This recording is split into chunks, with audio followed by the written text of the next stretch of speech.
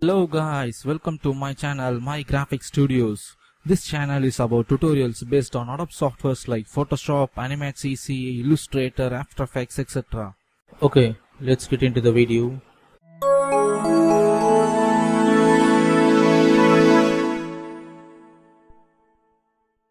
Okay, before going into the tutorial, I would like to say why Photoshop is most popular and famous among the people all over the world.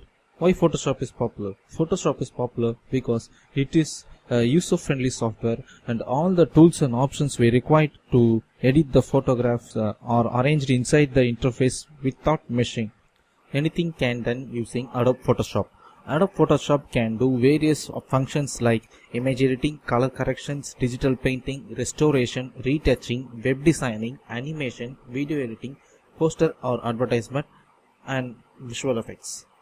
Let's start the tutorial. Okay, when we open the Photoshop, a Photoshop interface opens. As I mentioned previously, Photoshop is a user-friendly and very easy to use, because whatever the tools and options and menus needed for the user to edit the image is available here. This white area is known as the document or a white image. The gray area behind this white sheet or document is known as work interface or workspace. Any images or documents can be edited inside this work interface. The left side bar consists of various tools, and so it is called as a toolbar, and the uppermost bar is known as the menu bar. User can import, export, edit, copy, paste can using this menu bar. The bar behind this menu bar is known as option bar. What is option bar? If we select a particular tool from the toolbar, various options regarding the tool, that particular tool appears in this option bar. We can adjust the tool and tool setting using this option bar. For example, if we select a brush tool and we are going to paint, the opacity of the brush can be adjusted using the option bar. Let me tell you how to create a new document or how to import or export an image. Okay, let's create a new document. Go to the file from the menu bar, create new, and a dialog box appears. In this dialog box, you can select a various size regarding your requirements, etc.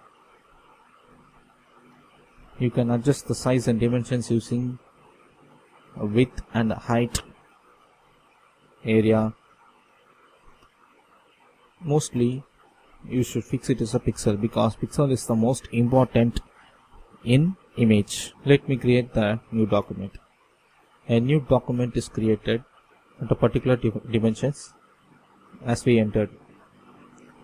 Okay, let me start with a selection tool. Photoshop has special selection tool known as marquee tool. 4 types of marquee tools: rectangular marquee tool, elliptical marquee tool, single row marquee tool, and single column marquee tool. What is the use of marquee tool? Marquee tool is a selection tool which is used to select a particular area of a document. Let me start with the rectangular marquee tool. What is a rectangular marquee tool? Rectangular marquee tool is used to select the area in a rectangular shape. For example, let me open a new image so that you can understand it easily. A new image is opened. If you want to select this particular rectangular area, you can use the rectangular marquee tool, and you can select the area by just clicking and dragging it. A rectangular area that you need to select is done by selecting the marquee tool and just clicking and dragging it. You can also select an elliptical or spherical shape by selecting the elliptical marquee tool, Similarly, by just clicking and dragging, you can select the area. Well, what is the single row and single column marquee tool? Single row marquee tool is nothing but it selects the single row, that is, it selects the particular pixels in that row.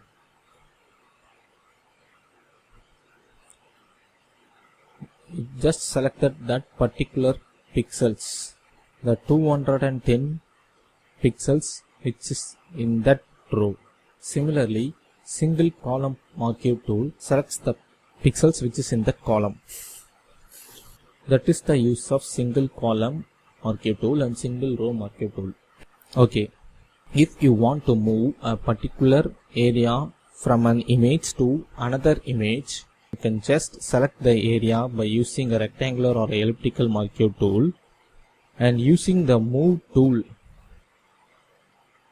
By using the move tool, you can just click and drag it to the new document that you need to move the image. Similarly, if you want to move the image in an elliptical shape, then by right clicking on the marquee tool, you can select the elliptical marquee tool and then click and drag a spherical or elliptical shape in a particular area that you need to select, and by clicking the move tool or by just entering the shortcut V, you can just click and drag it to the new document. Create a new layer before moving the image into the new document so that it will be easy to edit. You can see the edges are so hard. You can make it smooth. What can I do? Well, we can make it smoother by selecting the area that we need to move.